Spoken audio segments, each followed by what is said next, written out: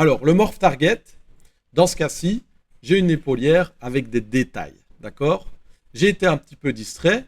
J'ai oublié de faire un layer de mes détails. Et comme je suis un super pro et que je travaille, ou en tout cas que je me forme pour travailler en production, ça va toujours être intéressant d'avoir nos détails sur un layer. Bien, dans ce cas-là, ce que je vais faire, c'est que je vais faire une duplication de mon épaulière. OK? Et sur cette duplication,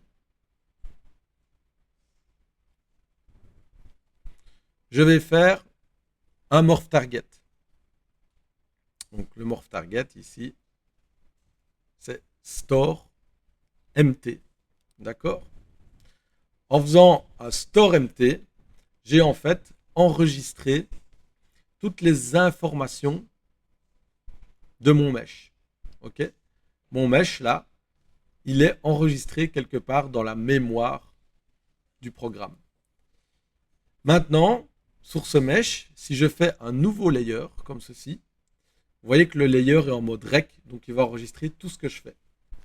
Et si je redescends dans mes niveaux de subdiv, tac, tac, tac, voilà, et que je fais un petit polish by group comme je vous montrais tout à l'heure, vu que j'ai toujours tous mes beaux polygroups, et qu'au fur et à mesure, je remonte, donc je remonte niveau de subdiv suivant, polish by group, bam, niveau de subdiv suivant, hop, polish by group, bam, niveau de subdiv suivant, polish by group, bam, ok, niveau de subdiv suivant, de nouveau polish by group, bam bam bam, j'en fais plusieurs cette fois. Et dernier niveau de subdiv, 6, polish by group, de nouveau, j'en fais de nouveau plusieurs, histoire de bien effacer tous les détails que j'ai fait. Ok? Donc là, j'ai récupéré quasiment une épaulière proche de ce que j'avais avant de faire mes détails. Eh bien, je vais arrêter d'enregistrer ici mon layer. Je vais faire un nouveau layer qui enregistre de nouveau. Je vais retourner dans morph target. Et dans morph target, je vais faire switch. Et là, vous voyez qu'il a récupéré tous les détails que j'avais fait.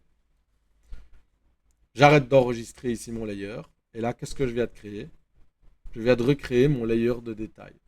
Et ça, c'est trop cool parce que ça veut dire que maintenant, si mon D1 me dit ah, les détails que tu as fait, ils se voient un peu trop, apaiser un petit peu, bah, j'ai qu'à juste un peu redescendre mon layer.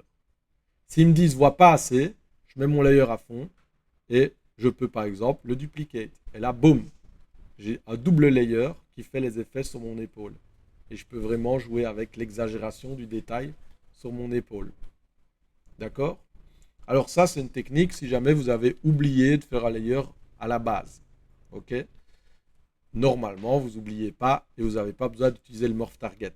Dans ce cas-ci, ça m'a permis de vous expliquer le morph target aussi et qui permet d'enregistrer à un moment donné l'état d'un mesh et de le remettre sur ce même mesh plus tard quand vous avez fait des modifications dessus. D'accord?